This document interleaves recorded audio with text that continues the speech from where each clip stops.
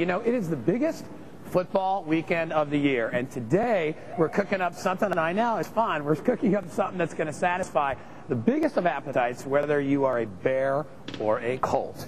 And we're going to talk all about great chili. Christopher Style is here with us today. How you doing? How are you, buddy? Good, great. Welcome into the show. Thank you very much. There are so many different ways. Actually, did he not pick a perfect time to come and make chili for us, too? Because it's a little chilly. It's chilly everywhere right now, but there's so many different ways to make it. What are your secrets? How do you like to start? I like to think of it, first of all, as building a chili. Okay. So we're going to go through it step by step. You're going to end up with a fantastic chili. You're going to love it.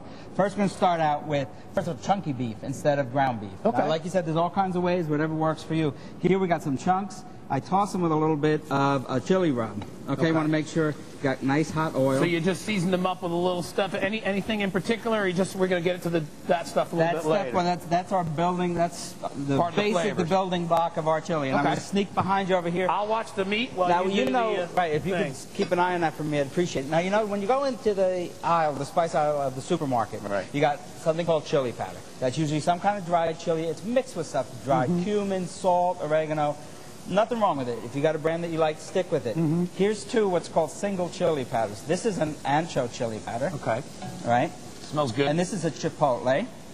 See, that smells like a campfire. That's exactly like a fireplace. People hear chipotle, they're not exactly sure what it is there. But it's a jalapeno, which is dried and then smoked. So that's where you're getting the smoke from. And that's when we talk about building chili step by step. Oh, man. We season that with a little bit of the ancho, a little bit of the chipotle, some amazing. ground cumin and salt, and that's what you got going there. That looks pretty good. So I think what we could do is add the beef that I already cooked. Okay, so this is some we pre-cooked a little bit. And you can stir in some sliced onions. Again, we got chunks of beef, so we want nice thick slices of onion like we got going on there. It's going to give us a really hearty end result.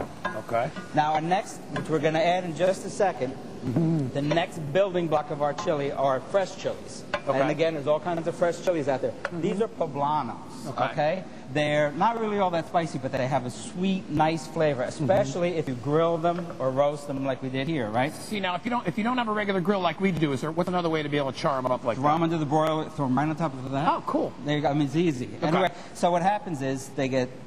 Skins get black. You peel them, you take out the seeds, you chop them up. If you don't want to mess with all that, if you don't want to roast, you don't want to peel, take some fresh jalapenos, just chop them up fresh, throw them in there. But that's going to be our next Okay, so that's going in. Right. Our smoked chilies are going in. So already we got that smoky sweetness from the... Bro, it's already smelling good. You already got it. It's already coming up, smelling good. That looks good.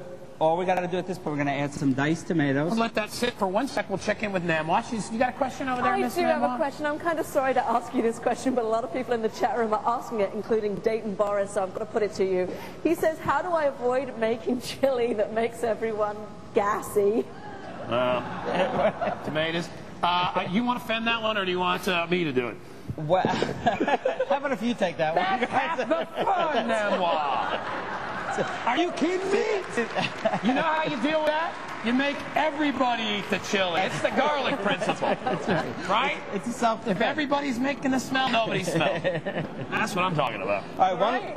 All right, anyway. See, that's what I was thinking. I don't know that I would have said it. That, you know what you can do? You know that stuff there? You got that stuff for the bean stuff? Yes, you can exactly. drops in it. I don't know. Exactly. I think you enjoy it. One little thing you want to keep in mind, if you're working with acidic ingredients like tomatoes, white wine, vinegar, something like that, those can react with an aluminum pan. This Calphalon pan, it's not going to react with tomatoes. You're not going to get a funny flavor. You're not going to get a funny look. It's a great shape, too. We got a nice big wide pan. We got a lot of even heat going and that's a good thing, too. Cool. If we were going to finish this right now, we just throw a cover on it, lower the heat, let it simmer. Well, let's fast forward to where you're over here, my friend. And that's where you end up with something like that. Look at how rich this is. It's got a real dark sort of a color to it. This intrigues me, because you have what over here? Well, first we're going to do a little black beans here. Okay. Right? We're going to stir those and let them heat up. Beans are going in. But something that a lot of people, I think it's like a Midwestern thing, but it's something that I love and I picked up, Mexican chocolate.